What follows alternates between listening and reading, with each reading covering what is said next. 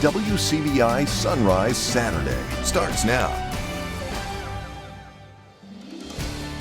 Good morning, friends. I'm Allie Martin. And I'm McKinley Dean. Good to have you here, Miss McKinley. You're here on Sunrise Saturday again. I am. I made a return. I've missed being on this show. That's good because it's such a fun show. It is. You never know what's going to happen. Look at my outfit. I know, and he's got the matching and my shoes. Yeah, see right there. Yeah, I want to get them. Yeah, you couldn't see it because of the little time there. Because it is 9 o'clock today. Of course, is March. What is today? March the 9th. 9th. Yes. It's National Barbie Day. Did you know that? No, I did not. Didn't know that. Well, and I know people are saying, well, how many more days until Christmas, Allie?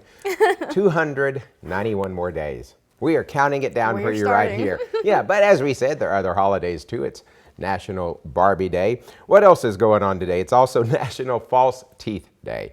I don't have false teeth, Miss Nigeria, like that. I've known my grandparents, had false teeth, but that's cool. Some of our George Washington had false teeth. It was a big deal back then. It is also National Get Over It Day, and that's good. I need to remember that sometimes. Yeah, me too. Just get over it. Just get over it and go on. It's not as big a deal as we think it is. But we have a big fun show for you as always. We have a guest in studio who's going to tell us about efforts to rebuild Amory in the wake of last year's tornado. 8 Days of Hope is in the area for a big project there. A lot of people helping out. We also hear from MUW about House legislation that could affect their school, and the Salvation Army in Tupelo holds its annual Empty Bowls fundraiser. All that and so much more, but first, meteorologist McKinley Dean has a first look at your forecast coming over here from Tupelo. It was cloudy, I think rained a few drops of rain even. It was. It's just like a muggy start from Friday. All that rain slowly came out of the area, but as you're stepping out the door, definitely seeing those overcast conditions, but luckily we'll see those slowly start to clear out as we head throughout the later portion of our Saturday. But as you can see, that low pressure system working up the East Coast, just bringing heavy rainfall to portions of Georgia and into Florida. But as you're stepping out the door, you're gonna see those overcast sky conditions. There's a live look on our camera there in Vernon. Just overcast and heavy cloud coverage for the start of our Saturday morning, and cooler temperatures as well. That cold front brought us some cooler air. Lower 50s for the temperatures right now in Ripley and Corinth, sitting at 51 there in Ripley and 52 for Corinth. Just lower 50s for the northern half of our viewing area. And then in our southern half of our viewing area, temperatures a little bit warmer into the upper 50s, some places even reaching into the lower 60s, already sitting at 61 for Columbus and Macon. So overall, going to be a cooler start to today and also a breezy one. Wind gusts already starting to pick up, bring in more of that cooler air throughout the rest of our viewing area. So going to be a fairly chilly day, and that's what we're going to see for the rest of our evening and into the later half of our weekend. Temperatures for now still sitting into the lower 60s, but we'll slowly start to warm up, and still seeing those overcast sky conditions for the first part of our day today. We'll start to clear out as we head towards the later half this evening. All right, thank you, Ms. McKinley. Well, there are some new developments related to that deadly weekend shooting at the Oasis Lounge in Clay County. 3 people are suing the lounge owner and the company providing security that night. In his lawsuit, attorneys for Colbert Hogan say the 19-year-old was shot 3 times last week during that shooting incident. Soraya Edwards and Deidre Colburn claim they were grazed by a bullet. 20-year-old Talise Chandler died in the gunfire. Owners Tony Harris and Elmer Harris, along with Elite Warrior Security Team, were mentioned as defendants in that lawsuit. It's estimated 300 people were in the building when that shooting happened. Elmer Harris told the Clay County Board of Supervisors 14 security guards were at the Oasis Lounge the night of the shooting. The plaintiff's attorney says it's not necessarily that number that's in question. There's been several things have been stated to me in interviewing folks that I've talked to, including my clients and at least one other person who was there. It doesn't seem that security was checking everybody that was coming in and out of the building. Of course, if they check them coming in, they don't necessarily have to check them coming out, but when they come out and go back in, they need to be checked again. Seems like security dropped the ball and wasn't doing those things, is what it sounds like. And Moore says he may be representing more clients who were injured during that shooting. He encourages anyone with information to contact local authorities. A parent paying attention in Lee County helps law enforcement catch a possible predator in DeSoto County.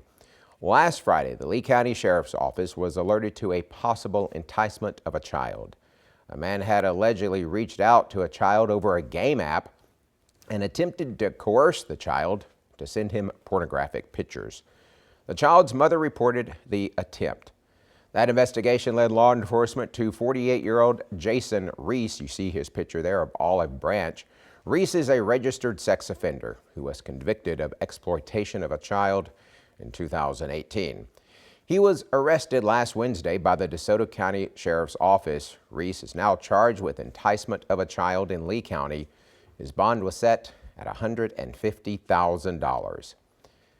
An attempted traffic stop leads to a brief chase and a standoff at Tupelo's busiest intersection. It was around 8:30 Wednesday night when Tupelo police attempted to stop a red GMC Blazer for a traffic violation. The driver fled, leading police on a short pursuit. After hitting a vehicle, the Blazer stopped on South Gloucester near Carnation Street. You see the video there. When officers approached the Blazer, the driver threatened to harm himself with a knife and a firearm. After nearly 2 hours of negotiation, the driver surrendered peacefully. He was taken to NMMC for evaluation. Police had that area closed to traffic during the standoff. Passengers in the vehicle the suspect's car hit were not injured. And officers who helped peacefully resolve that standoff used methods they've learned in specialized training. Officers who initially answered the call had received Crisis Intervention Team or CIT training. The training is provided as part of a partnership between mental health professionals and law enforcement. The training is intense. It lasts 40 hours. Officers are taught how to deal with a variety of real-life scenarios involving people suffering from mental health issues. Tupelo Police Captain David Harville says the training is eye-opening. And they taught us the same way. Any of us, my family, your family, any of us are just this far away from having someone in your family or your community or your church that suffers from mental illness, and it's real. It's real. In a move that surprised no one, the Columbus City Council approved adopting an annexation ordinance. The 4-2 vote means the city will officially begin the process to bring in 2 areas along the eastern and southern borders of town into the city limits. There was some debate about whether the plan is cost-effective. Numbers from the study that led up to the annexation suggest the cost of additional services will be greater than potential additional tax revenue. There was even a question as to whether the city is in financial condition to extend some services. But with the ball rolling, Mayor Keith Gaskin lays out what's next. The next steps will be to file a city ordinance with Chancery Court. We will also publish notices in the local papers and in the areas that will be annexed. The law requires a 30-day period for understanding to make sure everybody is clear on the areas that are being annexed and what the process is. Then the Chancery judge will set a date for a bench trial. The city will have the burden of proving that annexation is reasonable, and then the judge will make a ruling and both sides will have 30 days to appeal.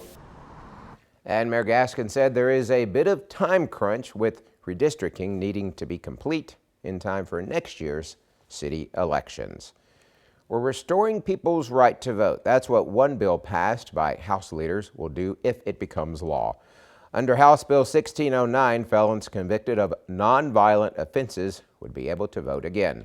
Quentin Smith speaks to the authors of the bill to break down this legislation.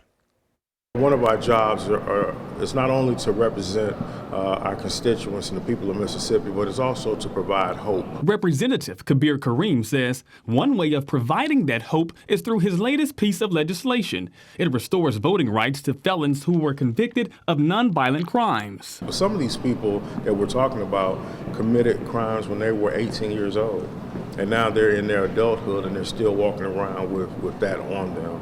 And that should not be the case. Under this bill, there are multiple nonviolent crimes that will automatically restore voting rights to convicted felons. Some of them include bribery, theft, perjury, and forgery, just to name a few. They have to complete their sentence, and it's either 5 years from conviction date or 5 years after release. And the 5 years part, what that does, it allows them to make their court cost and fees and restitution payments. Representative Price Wallace introduced the bill to the House. For years, legislators have been trying to get a law like this on the books, giving people another chance to exercise their right to vote. They want to have a voice in their government. They're out there working now. They're trying to earn a living, and they don't have a voice in their government. So this allows them to have their voice. Did you know, here in Mississippi, nearly 24 felonies strip you of your right to vote if convicted? Right now, the Fifth Circuit Court of Appeals is hearing a case to determine if the state's permanent ban is unconstitutional. If House Bill 1609 does become law, Kareem says nearly 40,000 people will be able to vote again. We have to do all we can while we can to help the people of Mississippi be productive citizens and not walk around with the scarlet F on their chest for the rest of their life, felon. And that's what this bill is all about, providing hope to the hopeless. Telling your story, Quentin Smith, WCBI News. Now that the bill has passed out of the House, it goes over to the Senate for leaders in that chamber to discuss and to vote on. Well, coming up, Winston Strong is working to help those affected by flooding, and a female monster truck driver is following in her family's footsteps. Stay tuned. We have more Sunrise Saturday right after the break.